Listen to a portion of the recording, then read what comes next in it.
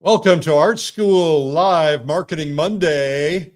We are going to really crush it today. We've got a lot of really good input from a lot of questions, including how do you, I'm looking for my notes actually, how do you attract art collectors? And that's a big one. How do you attract art collectors? We could talk about that and a lot of other things. If you're an artist or someone who is selling your art, any kind of art, whether it's paintings, drawings, photography, whatever your art is, and you want some ideas on marketing, this show is about that, helping you sell your art. I'm going to be offering a few people a chance to come on live today. And of course, I want you to try and stump me because I like to get stumped because I want to be challenged. And if you have questions, just go ahead and do that. Here's how you come on live. You just go to artschool.live, that's .live/stream, and then you can answer those questions when you get there, you know, how to hook up your camera and all that stuff. So we're going to be dealing with some of these questions, like how to deal with younger people and their taste changes, online art classes, and is it affecting my ability to make money? Should I be doing prints, making content that relates to collectors, and how do I get collectors, getting into a gallery?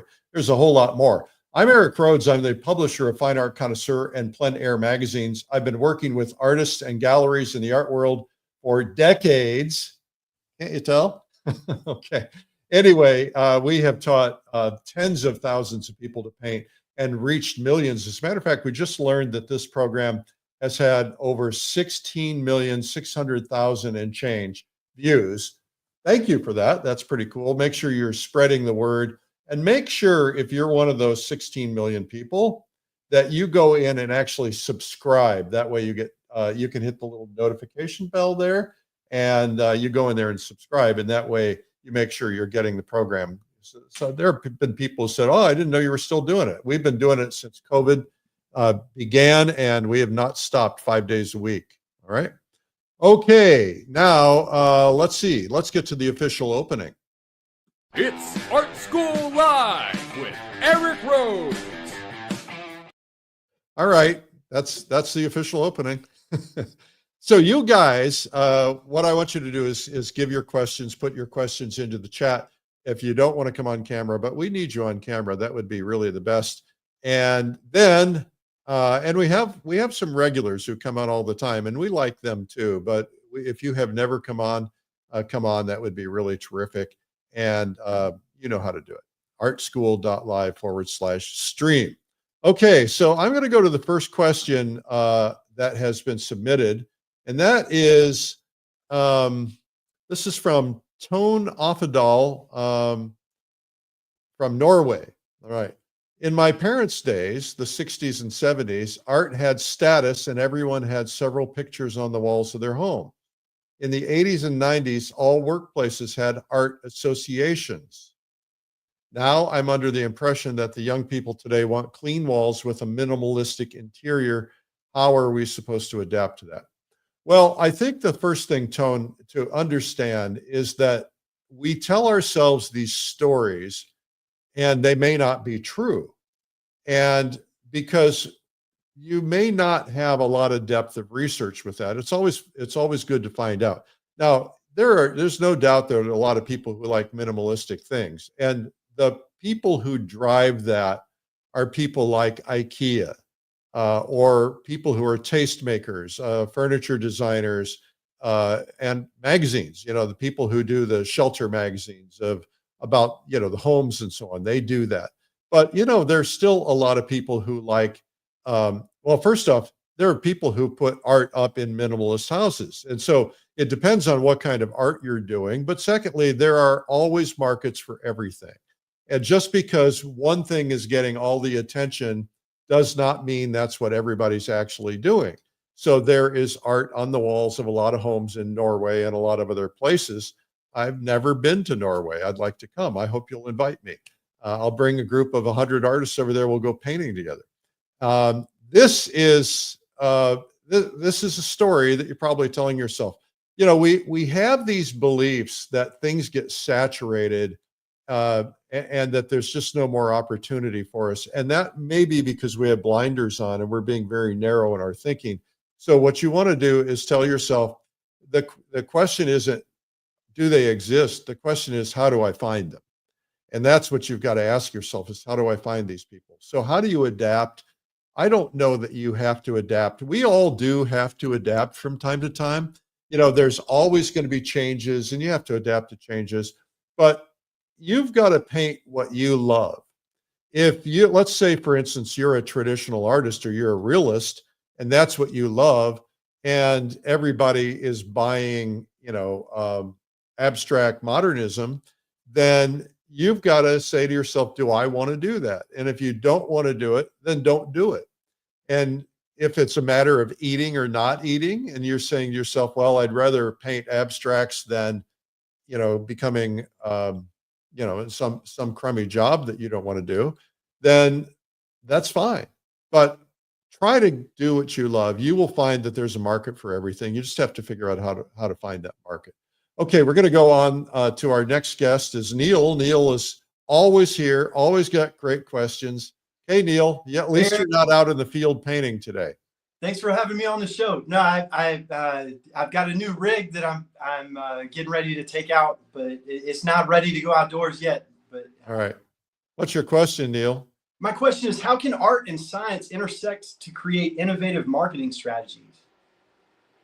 How can art and science intersect to create innovative marketing strategies? Well, I would say AI is science, right? And so let's talk about that. AI is really a big deal right now, and it's getting a bad rap from artists because, of course, none of us want to have our content stolen and reused in other places. And they're using reference pieces, ideas, but they're not necessarily using your stuff, so to speak. I'm not suggesting I like it, but I think it's pretty cool. It's cool what they can do. But AI is a really great tool. Well, let me tell you something. I had a concept the other day, and I went into AI. Now, there's a lot of different AI. There's probably, I don't know, there may be hundreds of them by now, but there's a lot of different ones for different purposes. Like there's an AI you can use to do presentations. There's an AI you can use to do images. There's an AI you can do to write copy or to. So I went into, I happen to like an AI called Claude. I find it to be superior to ChatGPT. And I also like the one called Grok, Grok, which is part of the premium membership of X or Twitter. And they're both really good. But Claude, I really like lately. I will take the same question and put it into all three, the same prompt, and see what kind of answers I get. And the answers I'm getting out of Claude are very well thought out. Now, I haven't tried it in a lot of different areas, so it might not be right for you. But I posed a question the other day. I posed, I have this particular product I'm trying to launch and trying to grow, and what would be the best way to do it? And I put it in there, and then it gave me, I said, tell me exactly what to do, tell me the steps, tell me everything to do. And it gave me step by step. And you know what? As a guy who knows marketing, I thought it was pretty accurate. So I think there's a lot you can do using AI. There's also AI tools now for social media that there's one AI tool, the name escapes me. I know you'll ask me. But it will actually create different ads and create different copy. You send them your website and you say, create a bunch of ads for this, and it creates them and puts them out there. And it tests them. And the ones that do well, then they keep using that one. So that's where AI can be very, very helpful. That's where science and art intersect. Does that solve your problem, Neil? Absolutely. I actually wanted to ask a follow-up question as can art marketing promote scientific discovery?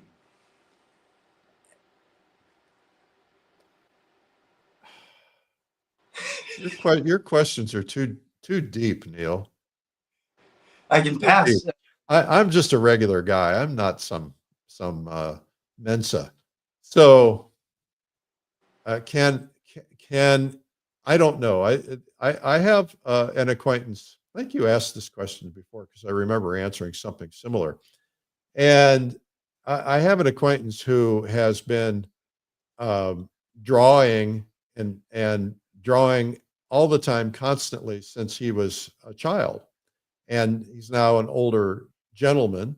And he believes that his drawings could be sequenced and could track the rhythms of his brain, and that AI could turn that into something. So I think that's pretty cool. So there's my answer. Maybe. Okay. All right. Thanks, Neil. Thank you, sir. Okay. Next, we have another fairly regular, a gallery owner from Ceres Gallery in New Hampshire. It's Elaine Miller. Hello, how are Hey, you Elaine, I today? got your text this morning. Thank you very much. Well, Elizabeth is here and she was wondering. I'll Hi, turn you so you Elizabeth. can see Elizabeth. Can you Hi, see Elizabeth. Hi, Eric. She had a question for you. She's putting me on the spot. Hey, listen, I have a lot of customers that come in and they ask us a specific question. How long did it take you to paint this? And my answer is, well, it all depends, which method, I'm using, whether it's glazing or direct painting. But what is the proper term if you have a longer process painting that is really well developed? What is the way you should really answer? It's like going to being a doctor, you go to school and learn that. But that's a long answer to be, throwing at a customer. Let me how ask would you a question. Yes. Why do you think they asked that question? Because maybe they want to figure out the price range. Yeah, so you're exactly right. So what they're trying to do is they're trying to equate value, because they look at the price and they say, gee, that's a lot of money. And I mean, how long could it have taken if somebody were being paid an hourly rate? Yep. How long could it have been taken? And so, there's a lot of different answers to the question, Elizabeth. So let's play a couple of them out.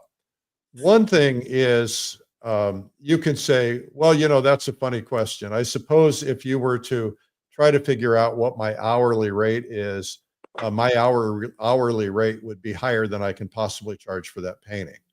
And because I spent 30 years or 20 years or 10 years or 5 years or whatever, learning how to do it, practicing, and not selling any paintings, so that by the time I got to this point in my career, I could sell paintings and get a high price for them.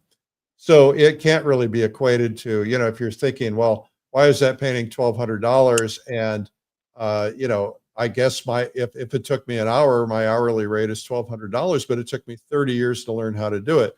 So that is not, I've put in tens of thousands of hours learning how to do it.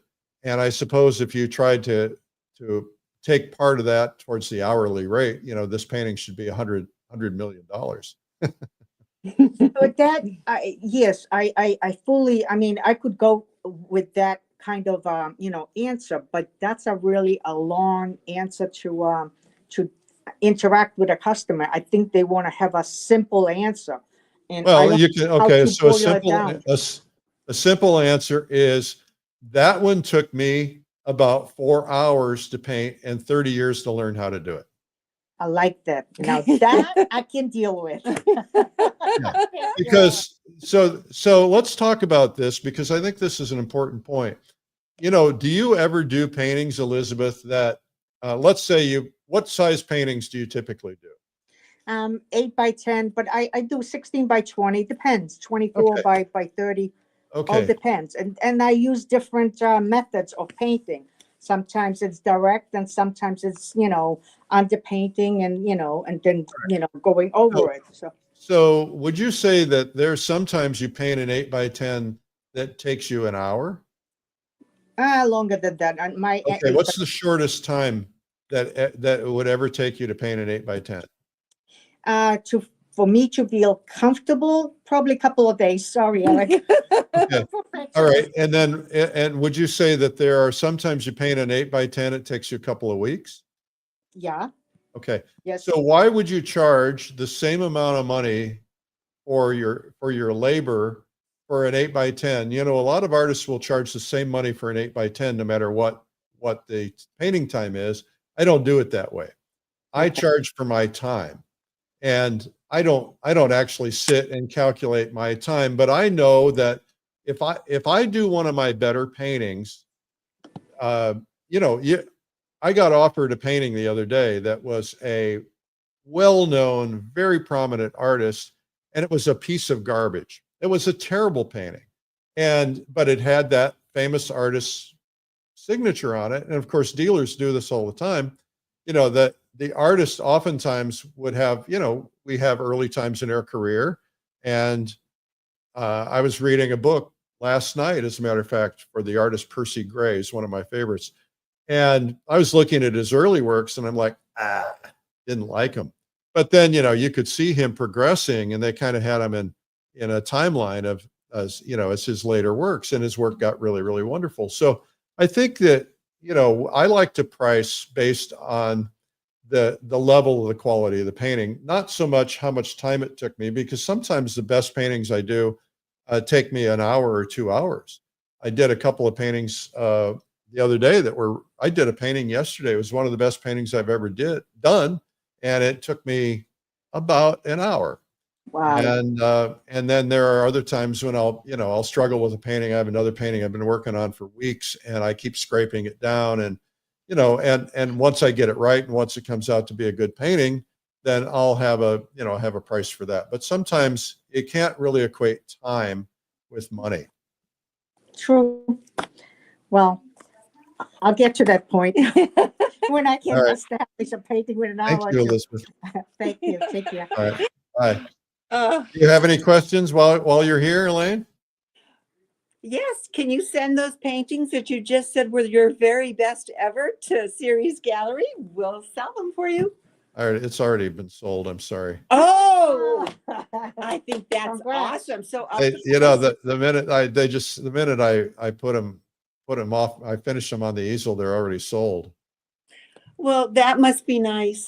It is. That nice. That's must be so awesome, Eric. nice. Congrats. That is quite. Well, I'll do you some more. Thank you, Elaine. Okay. Hi. Okay, from the chat, here's a couple of questions. There is a question that says, this is from Zenio, which sells better, a frame painting with a high price or an unframed painting with a lower price? You know, it depends on the painting. And typically a picture frame makes a lot of difference. I'll tell you a story. I've told this story before, so if you've heard it before, ignore it. I got a call from this friend. He's an art dealer in the South, and he's telling me the story. He says, I had this painting. He said, it was a really good painting, and it hung on the wall in my gallery for a year. And he said, and it was not a high price painting. It was, you know, a couple $1,000s. And I couldn't figure out why it wasn't selling, because it should have sold. And so he said, I was about to send it back to the artist, and they thought, well, I'll send it off. I think the frame is a problem. It had kind of a cheap Mexican frame on it, not making a judgment call there. And he said, so I sent it off to my high-end frame maker, and I spent $2,500 on a high-end frame. He said, I got it back. I thought, well, I've got to raise the price because $2,500 frame. He said, it looked just great. He said, I raised it from $2,000 to $14,000. He said it sold the first week. So frames can make the difference. You know, why does an executive, a high-end executive, want to be seen driving? I was driving next to somebody yesterday in a Ferrari, and somebody else next to me in a high-end Jaguar, and I saw yesterday somebody driving in a Bentley. You know, why do people want to be seen in cars like that? Because transportation is transportation. And that is, the frame sets the expectation, right? So if let's say you're a person that's about to do business with the guy or the lady in the Bentley, you can't get a Bentley, even if you could get a Bentley on payments. I mean, those are high payments. That's a $300,000-$400,000 car, right? So that not just anybody can have a Bentley. Maybe you can get a used one, but I think the idea is it sets the tone for business. It says this person is a success. This person is among the best of the best. Now, I don't want to get into judgments and that kind of thing either, but the idea is that cars are like picture frames, and picture frames are like cars, right?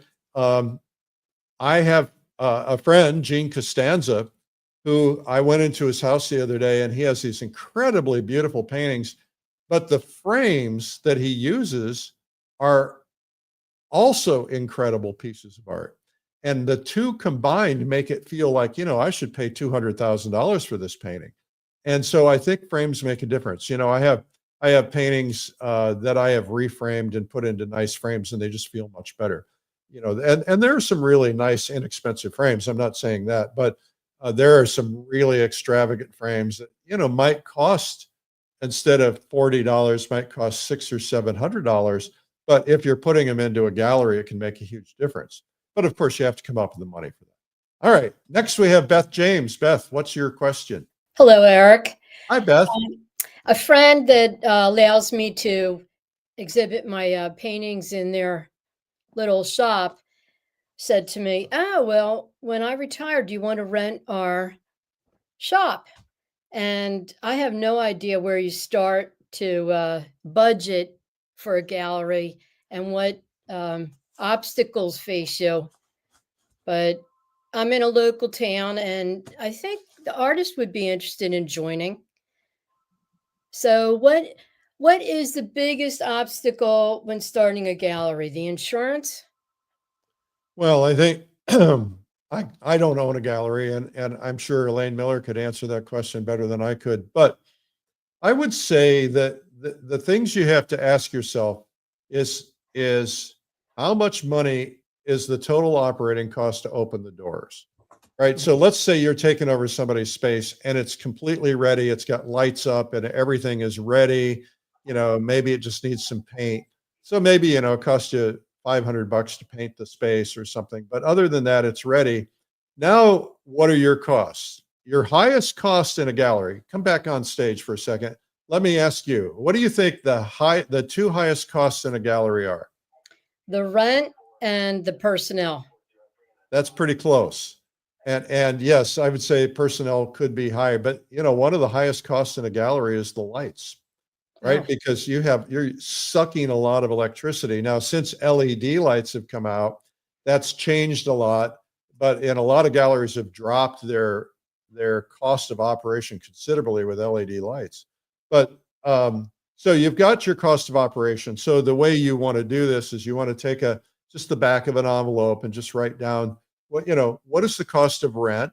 What is the cost of, what are my other expenses? You don't need a phone these days. You can use a mobile phone. You've got your cost of electricity, heating, and air. What else do you have? You have personnel. If you're going to have personnel. Now, if it's a one-person gallery, or if you do it like Elaine Miller does it, then you can say, okay, if you're going to be in my gallery, you have to work the gallery, right? So if you get three artists, you say, okay, we're going to split up. Each of us are going to take the time 1/3, and so that they're working in a voluntary situation. Because the minute you take on payroll, then you've got a whole different situation, because now you have payroll taxes, you got all kinds of things you've got to deal with. You also have income taxes you've got to allocate for. So if you say, all right, how long is it going to take me to get my gallery to the point where it's breaking even? So that's the hardest thing to do. And we always underestimate things, right? I'm the master of underestimation, right? So I'll come up with a new business idea and I'll launch a new business, and it just doesn't happen as fast as I want it to. And your first goal is to stop the cash from bleeding, right? So how much is it going to cost me? Now, I think the other thing you've got to ask yourself, Beth, is how much experience do you have selling paintings? Not much. Okay. Just for my own painting, my prints mostly. Okay. All right. So you have sold prints in the past. Yes. And what do you think it cost? What do you think the rent would be on this space? Oh, it was a friendly conversation. Take a guess. Probably $2,000 a month. All $2,000 right. to $3,000. Okay. So let's say that your total cost of operation of that is $4,000 a month, right? Heating, air, miscellaneous things. You're not anticipating business license, blah, blah, blah, blah, blah. Okay, so $4,000 a month is $50,000 a year. Have you ever sold $50,000 a year in art? Never. What's the most you've ever sold? Under $600. Okay. 600 total? Oh yeah, less than that, like maybe $300 in 1 year. Okay. So your chances of survival are slim. I'm not trying to be discouraging. No, that's But- I want to be realistic. Yeah. So what it then becomes, it's a hobby business or an ego business. I own a gallery. And so you've got to figure out how do I have enough art sell so that I can make $100,000 a year? Because you want to have at least 50% or maybe let's say 20%, just let's be conservative. So if you got $50,000 a year in expenses, and then you've got another, you want to make at least 10, or you want to pay yourself $10,000 a year, or $20,000 a year after all your expenses. So now you got to make $70,000 a year. And so you take, let's just to make this easy, let's make it $120,000 a year.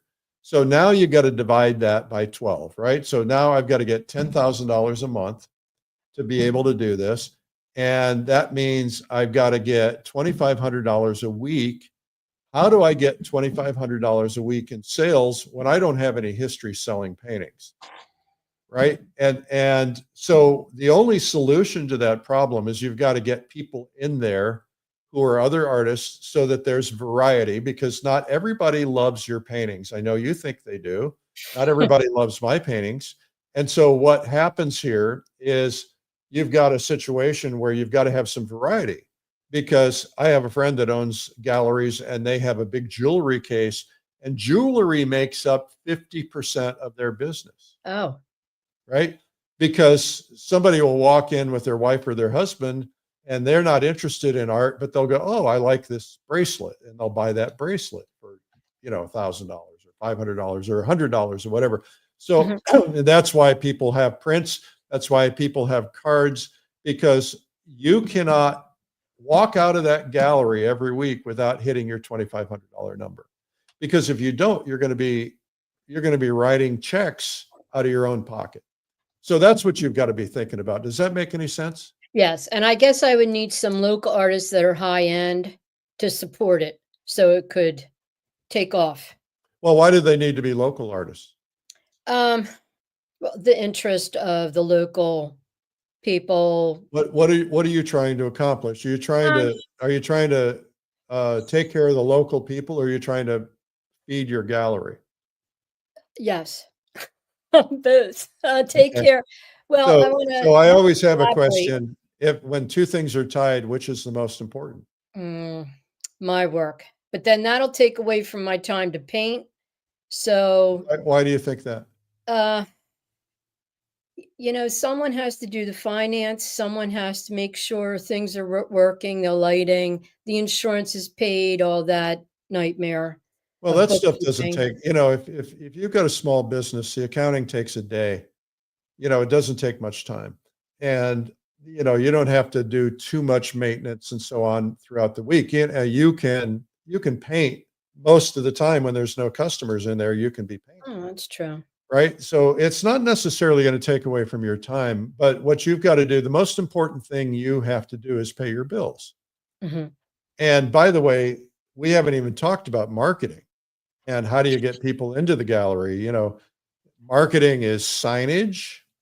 It's holding events and holding shows, then you got to buy cheese and crackers. It is putting out invitations. It is promotion. It's email marketing. Maybe it's advertising. So like if you're in a touristy community, let's say you were in Cape Cod, then you've got to be in that local thing that people pick up in the hotel, that they're looking for things to do, and you got to be in there. So those are the things you've got to consider. Well, I you made it a realistic situation, and I think I would be in over my head right now. So Well, my goal is thank you. not to discourage you. My goal is to make you think those things through. Yes, I appreciate it. I was more concerned about the insurance of all things. Yeah. Who covers insurance? Do you cover the insurance on your paintings when you give them to a gallery? Is that under your homeowners? I don't think so. Oh, okay. I don't, quite frankly, I've never asked the question, never even thought about it. Oh, And the way that I look at it is it's the gallery's responsibility. If they lose my painting, they've got to pay me for it.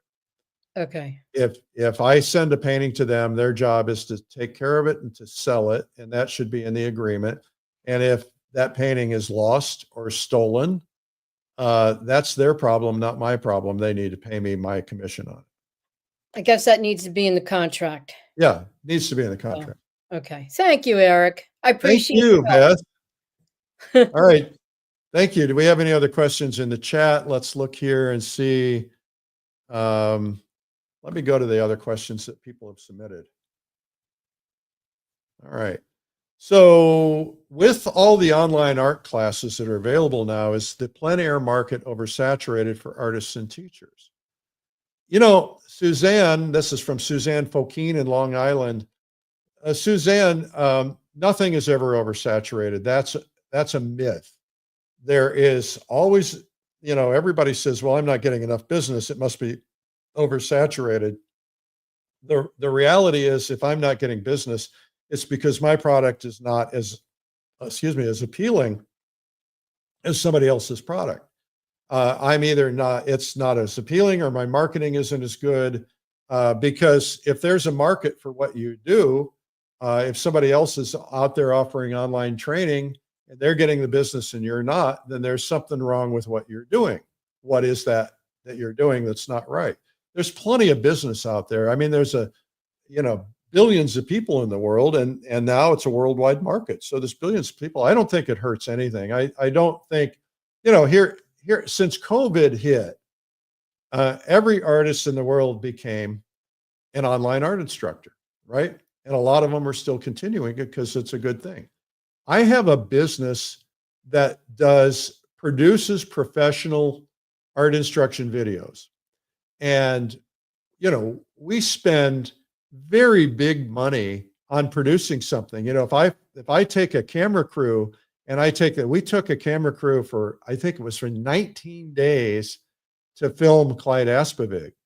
And it's a phenomenal video, and it cost us a fortune to do it. And why would I do that if somebody could just go and get online training from some other artists? But people can tell a difference. My business might have suffered a little bit here and there, but the reality is people want that 𝗠liche𝗹𝗆𝗲𝗃 video because it's different than everybody else. It's not just, it's a documentary, it's demos, it's, visiting through his house, going to a museum. It's, it's in depth. And so what you have to do is look for differentiation. How can you be different? How can you be better? How can you bring more attention to it? And that's all a marketing question. So those are really the questions I think that I would consider. I don't think that things are oversaturated. I've had plein air artists say to me, "You have ruined the plein air world." And I'm like, "How did I do that?" They said, "Well, it used to be back in the old days, there were only 30 or 40 of us, and we were in, there were a few shows, and we were selling tons of artwork. Today, we're not in as many shows, and we're not selling tons of artwork because you brought too many artists in." Well, the reality is that, yeah, we probably had an influence on that, but today there are 3 or 4 or 500 shows. When we started the magazine, there were 3. Today, there are thousands of artists who are traveling the plein air circuit, and they're making a living. Some are making a great living, some are not. And what it really equates to is, are you still putting in the time and effort, right? Because people who are succeeding are succeeding. That there's no right or wrong in terms of what you're doing or you're not doing, other than the fact that you've just got to make sure you stay out there. Usually if people are having problems, it's because they're not following what made them famous in the first place, not doing what they're doing in the first place. So I don't think there's such a thing as saturation. I hear it all the time. I don't believe it. Okay, next up we have, by the way, if you want to submit a question, we'll put it on the screen for you. It's on the screen. From Garrick Arnold, I think you'd say prints are a good idea, but do they require an entirely separate marketing approach to original works? Do they discourage purchases of originals or encourage upsells? Should I offer limited edition prints or sell as many as I can get away with? Well, that's a great question. I think there's a time and a place for prints, and it depends on the environment. Prints are an impulse item. And so, you know, there's a company out there right now that is promoting to artists, and you pay them a lot of money and they set you up and they basically put you into the print business. And so, you know, you're selling a lot of prints, and there's nothing wrong with that. But I like to see prints at art shows, art fairs, because, you know, somebody's walking down and they go, oh, I really like that painting, but I don't want that. I don't have a space for that painting, but I'd like to remember it. And they'll buy a $50 print. I think same thing in art galleries. I don't think if somebody's going to buy a print, they're not likely to be the same person that might buy a painting, but you might be able to upsell them to a painting. You might say, hey, you're buying that print. Have you ever thought about having an original in your house? And let me show you, and talk to them about it. And maybe that'll bring them around.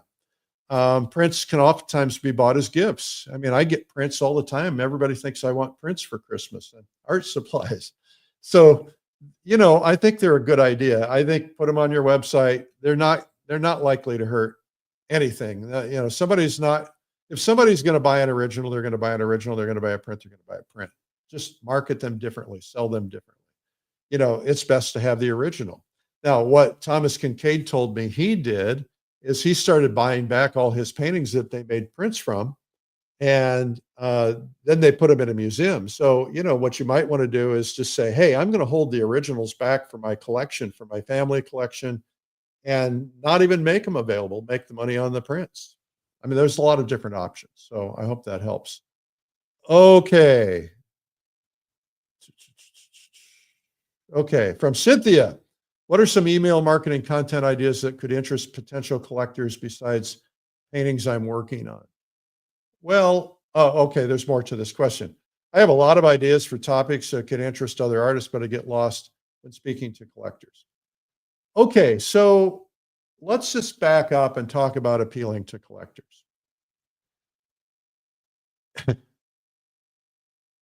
You really should have something for collectors and something separate for artists in everything that you do, right? So, for instance, I have a magazine for collectors. I also have a magazine for artists, and I have a bunch of newsletters for artists, and I have a newsletter for collectors. But if you're talking to artists, collectors are not interested in what you're saying, typically. If you're talking to collectors, artists are not typically interested in what you're saying. So if you are selling on social media, or you're using social media to engage collectors, then everything in your messaging and your imagery should be related to collectors, because collectors don't want to hear about your workshops, and they don't want to hear about your process and here I am, a painting in progress, and all that stuff, which I think is a stupid idea. But I'm a little opinionated. The idea is, so these are separate lanes, right? This lane is for collectors. This lane is for artists. So, and you can even break those lanes into other things. You know, this lane is for selling workshops. This lane is for selling something else you're selling. So think about that. In terms of what content ideas, well, what is important to them? First thing is that most people that are collectors don't consider themselves to be collectors. Think about that. You know, I'm a collector. I have a huge collection of paintings, but, and I don't even actually look at myself as a collector. I just happen to like art. There are people out there who have lots of art who would never consider themselves a collector. They're just a person who buys art. I mean, put it into a different world. You have a lot of furniture in your house. Are you a collector of furniture? No. Well, there are some people who might be a collector of certain types of modern furniture or something like that, but most people don't look at themselves as a collector. They just happen to like art and they happen to like it in their house. It makes them feel good. So you've got to ask yourself, what are the things they're interested in? There are different levels of interest depending, so you could have collectors, people who are bona fide collectors, and what are they worried about? They're worried about how, are their paintings deteriorating? Are they going to get ruined because they're exposed to light? Are they properly insured? If I had to sell them, how would I sell them? They're interested in those kinds of things. Someone who is buying art, they're just really interested in pretty art. So you've got to figure out, what is the messaging you've got to speak to them on. I think that's probably the most thing. So let's see if we have any other questions. Any in the chat? Let's see here. You guys?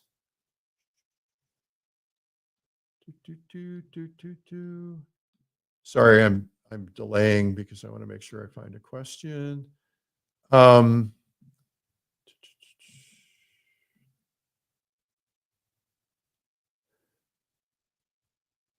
Many galleries have loopholes, says Susan. Not responsible, advise you to carry insurance. Yeah, so insurance on paintings is tricky. The minute you insure a painting, and I'm not an expert on this, but once you set a value on that painting, that value has been set and it might go up or down. But if you die, your heirs are going to be paying tax on all these paintings sitting around your studio. Be careful with that. Would you put your studio in part of the gallery so you could still be painting when no one's in the gallery? I would, yeah, absolutely. Let's see, any other questions? Okay, I think we're running out. Let me see if I got any more that were submitted to me. This is the big one, of course. How does one get into an art gallery if you're not an established artist? Well, she says, I was told, this is from Laura Jenkins in Berlin, Maryland. I was told not to approach gallery, but how else can one do it? Well, whenever you're trying to solve a problem, the first place to ask is, what if I could put myself in the shoes of the other person? What would those shoes feel like? Right? So I'm sitting in an art gallery in New York City, talking to a very prominent art dealer who sells very expensive paintings and mostly historic, but some originals. And he said, do you mind if I open my mail while I'm talking to you? I said, no, that's fine. So he opens up an envelope, peeks in, throws it in the wastebasket. Opens up an envelope, peeks in, throws it in the wastebasket. I said, what are you doing? He said, well, I get 1,000 envelopes a month from artists submitting work. He said, the problem is, I don't know if the envelopes have something else in them that are not related to submitting work. He said, I have to open every one of them. I said, you don't look at the art? He says, no, I'm just looking to see if somebody sent me a check or sent me something else, and I'm going to miss it. He says, I can't possibly look at all this artwork. He said, first off, most of it is substandard. Secondly, it's annoying that they would do this. He said, I need artists in my gallery all the time. He said, but this is not the way to do it.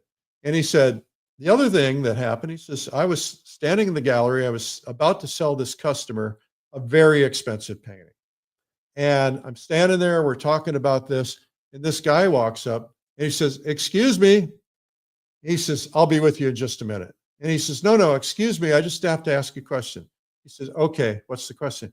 He said, would you be willing to look at my artwork to consider my art for your gallery? And he said, well, this is really an inappropriate time. In that split second, the collector left. And that artist blew what might have been a potential sale. And so if you're dropping in on art galleries unannounced, if you want to make an appointment and you want to ask them, would you like to do a portfolio review? Then maybe you can make an appointment. But I would say that the best way to get into a gallery is to get invited into a gallery, because you have more strength when you're invited in. And so I just got invited into one new gallery 3 weeks ago, and I think I'm invited. I'm not sure yet. Another gallery has asked me to submit a portfolio of some bigger paintings. And so I don't know if I'm invited yet, but they asked me. I didn't ask them, right?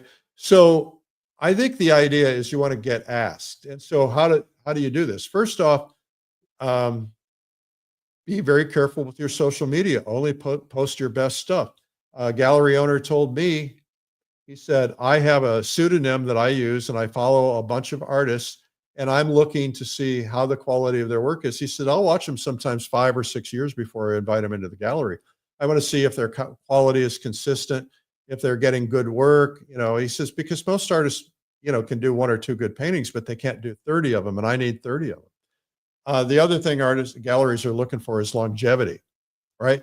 Most galleries don't want somebody like me because, I'm above 50, right? They want somebody who's going to be able to produce work for 20 or 30 years, right? So you've got to keep in mind those things. So the best thing is find out who do they know, who do they carry, and do you know any of the artists that they carry? And then you can talk to those artists and say, hey, I'd like you to evaluate my work because my goal is to be in XYZ gallery. And they'll look at your work for you probably, and they'll say, you're not ready. Or they'll say, yeah, I'll make an introduction. They hear it from somebody else, it's better for you. I hope that helps. Okay, let's see. Anybody else want to come on live? You can do that. Just follow the instructions on the screen. Let's see here.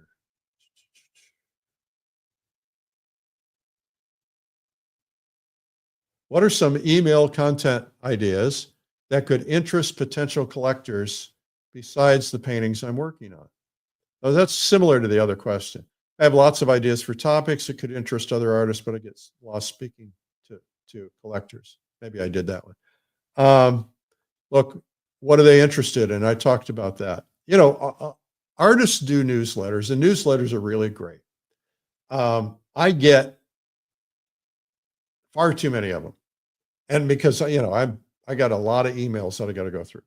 And everybody wants to send me their newsletters. It's very generous of them to do that, but it's hard to read them all.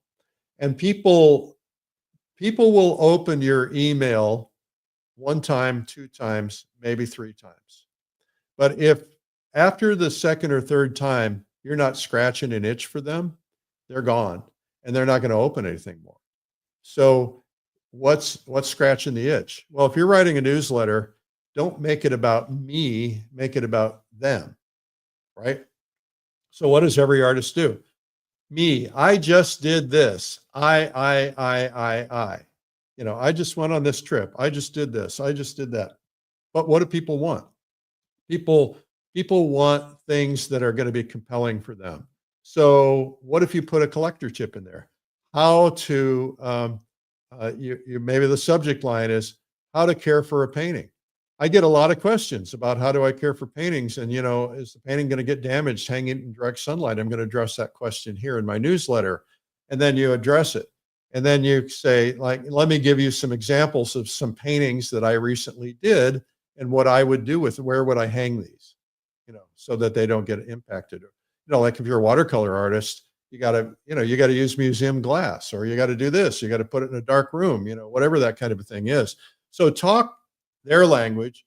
And then whenever you're talking about you, make the you stuff about them. In other words, how do I say, I just went on a trip? Well, you can say, many of my collectors have been asking me for European scenes. So I'm going to be taking a trip to Europe. And if you have a particular scene or place that you love in mind, drop me an email. And if I happen to be in that area, I'll go and paint this subject for you. And then if you like it, you can work something out with me, that kind of a thing. Does that make sense? Okay, I think we're done. I've just got a couple of free gifts for you guys. First off, we have a free gift. What is a free gift?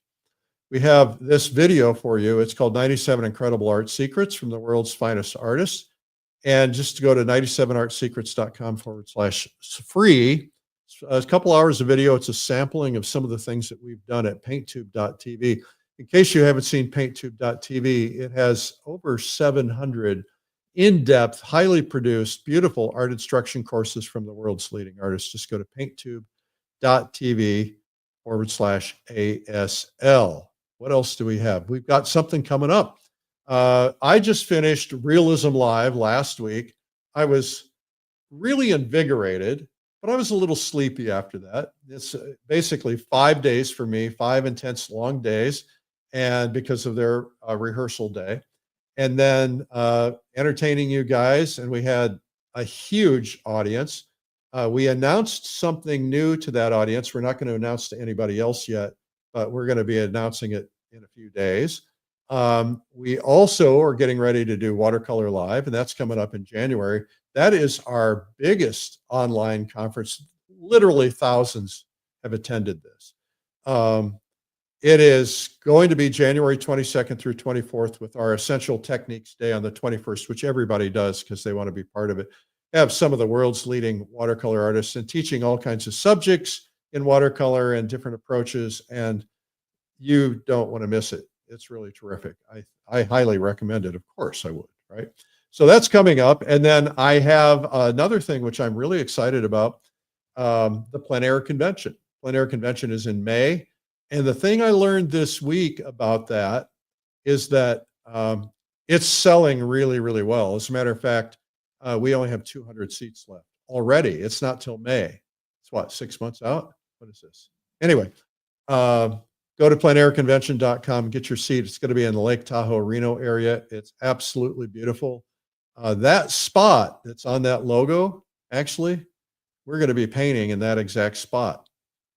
So check it out, pleinairconvention.com. And then last but not least, I have a retreat, this winter retreat that I've got. I do a retreat now in winter, fall, spring, and it's about 100 artists. We just play, we go painting together every week. I mean, every day, a couple times a day. This one's called Winter Escape. It is painting for a week, and it is in St. Augustine, Florida. And so just join us. We're already about 50% sold out on that. winterartescape.com. That's pretty much, I think, all I've got. Oh, yes, I forgot this. This is Wednesday. All right, this Wednesday. You don't want to miss this. Thomas W. Schaller is one of the greatest watercolor artists on earth. We've put together 10 essential steps to creating your best watercolor paintings yet. With Thomas, I'll be hosting it Wednesday at 1 p.m. Eastern. And it's a free event. You can sign up for it by going to streamlineartevents.com/Schaller. I don't know if I've forgotten anything else, but I guess not. If you have questions, make sure to submit them to eric@streamlinepublishing.com. And make sure you come on screen next time. We'd love to have you. All you guys in the chat, thank you for being here. It's nice to see hundreds of people get together and chat in the chat every day.